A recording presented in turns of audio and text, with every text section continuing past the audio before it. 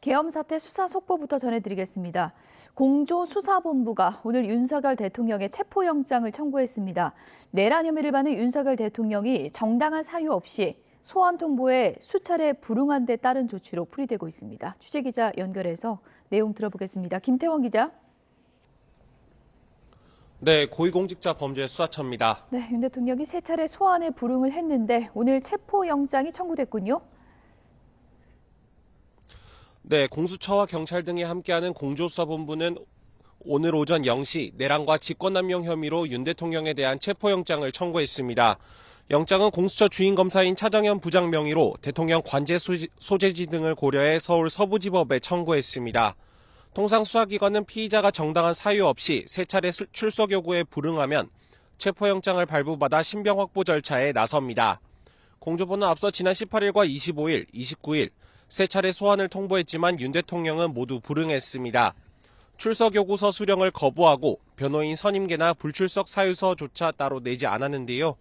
이에 따라 공조부는 윤 대통령의 신병을 확보해 조사할 필요가 있다고 판단한 것으로 보입니다. 현직 대통령에 대한 체포영장 청구가 이뤄진 것은 헌정사상 처음입니다. 법원에서 체포영장이 발부되면 공수처는 윤 대통령의 신병 확보 시기를 검토할 것으로 보입니다. 네, 윤 대통령 측에서는 여전히 공조본 수사에는 응하기가 어렵다는 입장이죠. 네, 윤 대통령 측 윤곽근 변호사는 YTN에 수사 권한 없는 기관의 직권남용이라며 공조본의 영장 청구를 강하게 비판했습니다. 애초 수사할 권한이 없는 공수처 검사 명의로 체포영장이 청구된 만큼 법원에서 각하돼야 한다고 주장했는데요. 피의자 측에서 체포영장 발부 여부를 결정하는 절차에 참여할 수는 없지만 의견서를 제출하겠다고 밝혔습니다. 윤 대통령 측은 공수처와 검찰 모두 법적으로 내란죄를 수사할 권한이 없다고 항변하고 있습니다.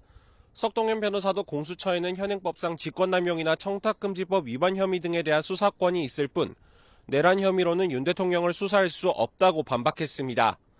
하지만 공수처는 직권남용 관련 범죄로 윤 대통령의 내란죄 역시 수사할 수 있다고 보고 있습니다.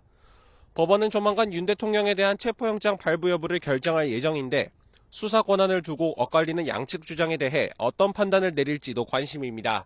지금까지 공수처에서 YTN 김태원입니다.